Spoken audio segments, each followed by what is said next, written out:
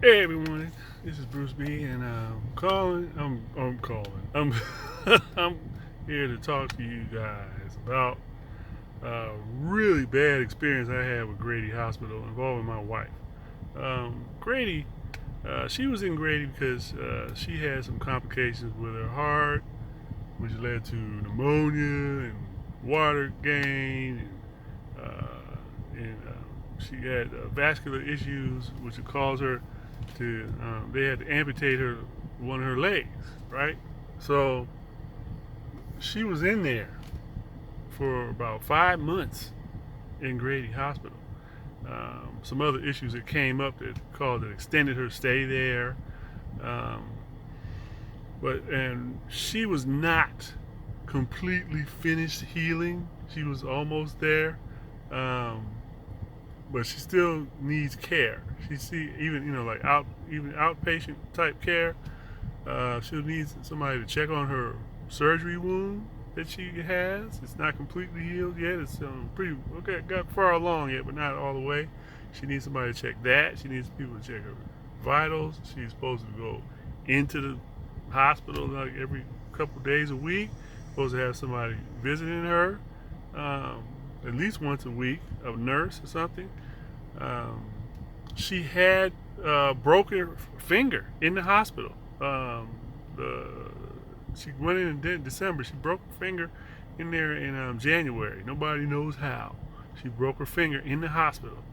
The hospital never treated her finger. Her finger is stuck like this. She can't move it. Right. I've talked to every doctor she had, and every week she have a new doctor. Right. I talked to every doctor she had, everyone that I could contact, and some of them just wouldn't contact me. By the way, I was her advocate because for a long time she couldn't comprehend anything. Um, so I would talk to their doctors and everything. I was through everything that happened. I was the one to communicate. I'm her husband, right? So um, we come down to last week, well, a week before last. My wife's doing much better and everything, but she's not 100%. She's doing much better, and we are looking for financing so that because the thing is, I work, and these hospital systems in America that want money, they just money hungry. Um, they kind of punish people who work because if you work, you can work, but if you work and you're not working, making enough money to pay for a staff to be at your house 24/7, then they're like, well, what are you gonna do? Uh, she needs 20. That's what when her so-called, they call them social workers. Every time they moved her to a different floor, which is like almost every week, social worker called me up. Can you be there 24/7? I said, and I actually had stopped working regular. I was working at night, and so I can be there. But that wasn't good enough.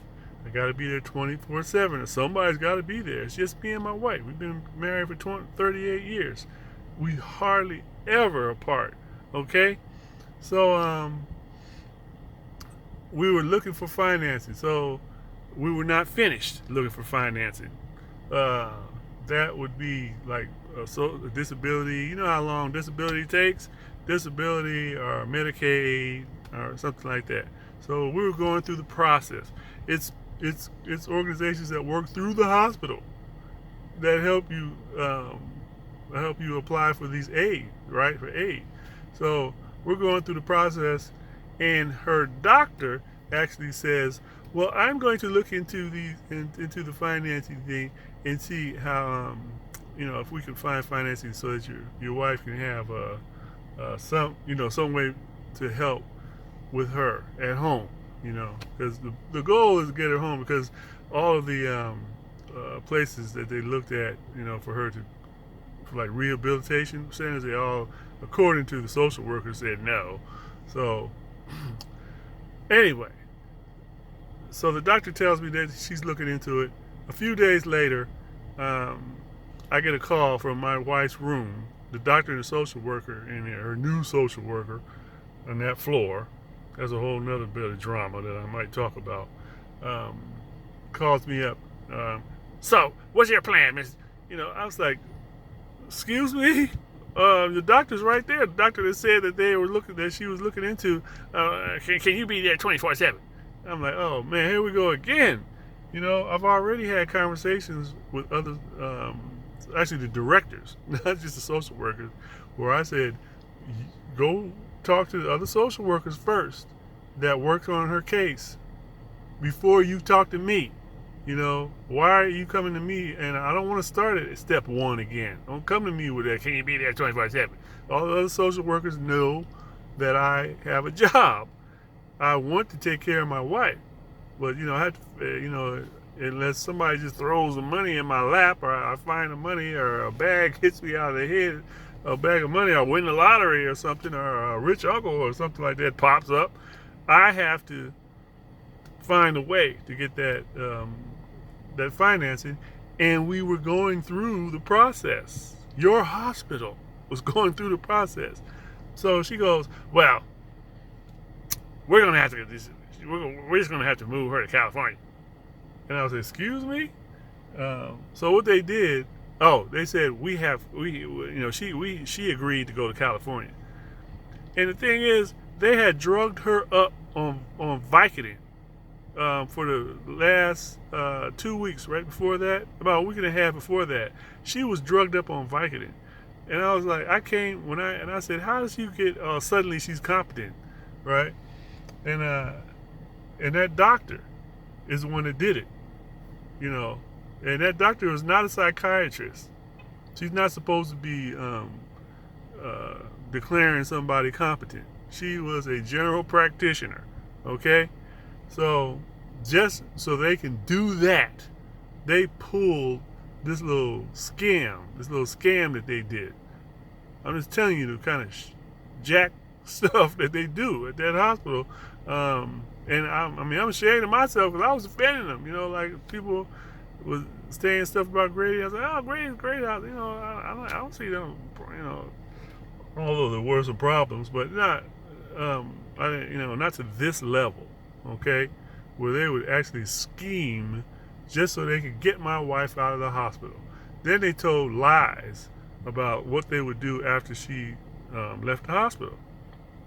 They said it was going to help her set her up with another physician, and it's going to help her set up so that she'll have a nurse coming and do health checks and everything. This is going to help her out. That she needs help. She can't do that stuff because she's competent in that she can remember and have conversations and all that, but her comprehension is not there, and also she's not mobile. She can't get out. Okay?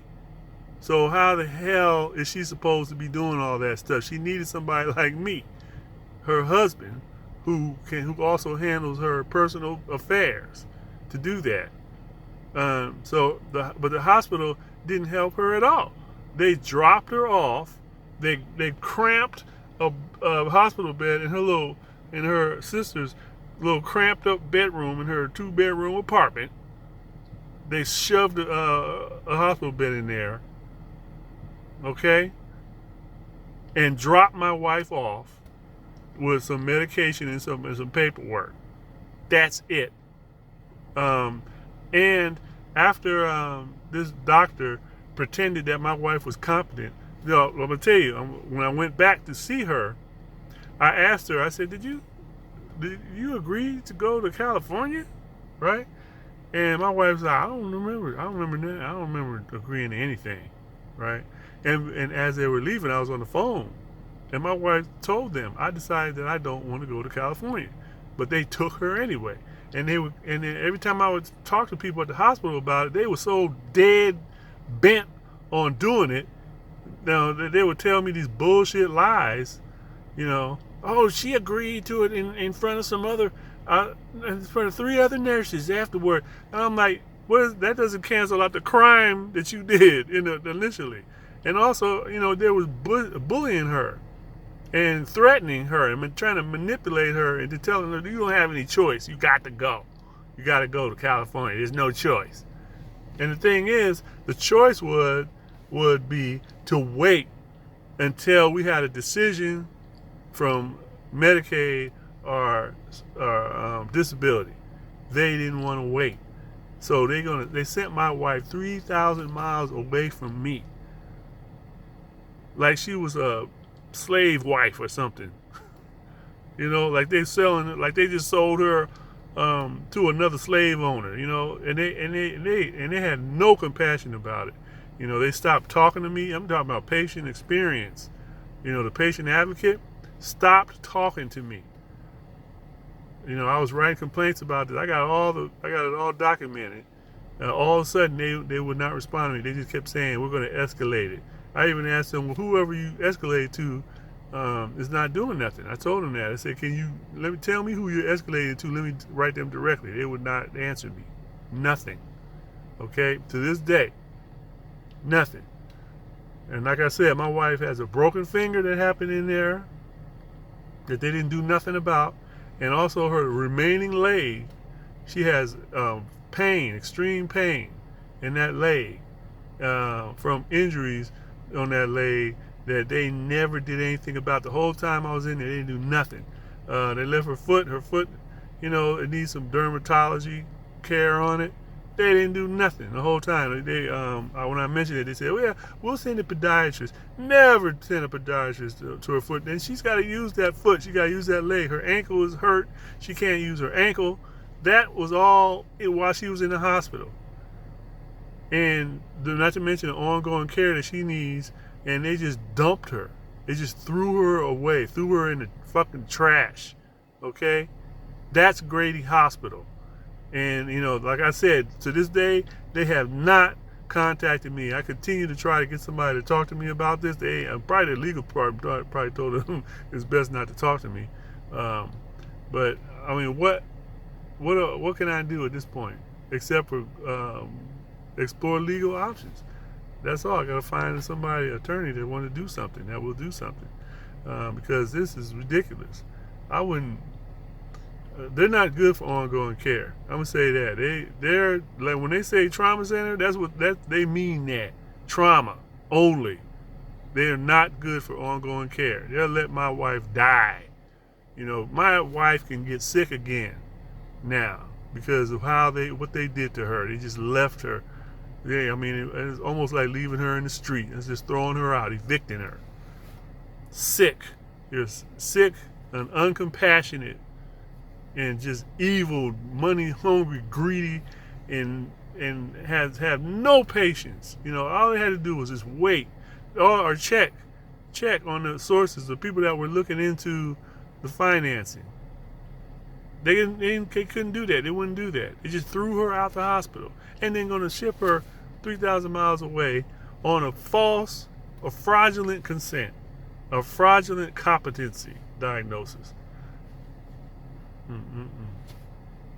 If you got something that's a long term, I suggest going to another hospital. Grady is not it.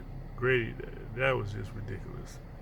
Anyway, I can go on forever. There's other stuff that happened there, but I'm just gonna cut it off here. This is really upsetting. It puts me in a financial bond. Because I got to take care of a wife that's 3,000 miles away and take care of what I got here, or we got here. We got to find new physicians, hospitals, everything. Because of this damn bullshit that Grady has put us through. This is just ridiculous. Thanks a lot, Grady.